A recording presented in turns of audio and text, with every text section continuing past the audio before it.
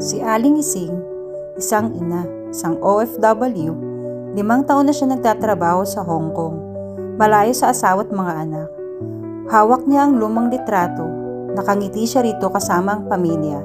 Kailan kaya ulit sila magkakasama? Tumunog ang alarm clock sa beside table. Alas 5 na ng umaga, panibagong araw na naman para kay Aling Ising. Babangon na naman siya para magtrabaho sa ibang bansa, para sa kinabukasan ng kanyang pamilya.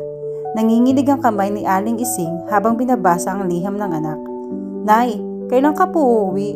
Mamimiss namin kayo." Parang pinipiga ang puso ni Aling Ising sa bawat salitang nababasa. "Pangako anak," bulong ni Aling Ising. "Mag-iipon ako ng mabuti para makauwi na ako dyan."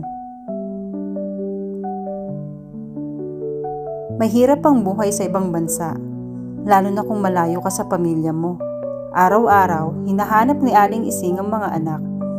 Ang mga kwento nila, ang kanilang mga yakap. "Nay, mag-iingat ka po palagi," ang bili ng anak sa telepono. "Huwag ka magpapagutom. Umuwi ka kaagad dito, Nay, ha?" Tumutulo na naman ang mga luha ni Aling Ising. Gusto na niyang umuwi, ngunit kailangan niya magtrabaho. May mga pangarap pa siyang gustong tuparin para sa mga anak. Kailangan niya maging malakas. Tuwing gabi, kausap ni Aling Ising ang pamilya sa telepono. Kahit malayo sila, pakiramdam niya ay magkakasama pa rin sila. "Nay, malapit ang birthday mo. Ano ang gusto mong regalo?" tanong ng anak. "Wala na akong ibang hihilingin kundi ang makauwi dyan," sagot ni Aling Ising. "Yun lang ang gusto ko." "Malapit na yan, Nay," sabi ng anak. "Mag-iipon kami dito para makauwi ka na." Napangiti si Aling Ising.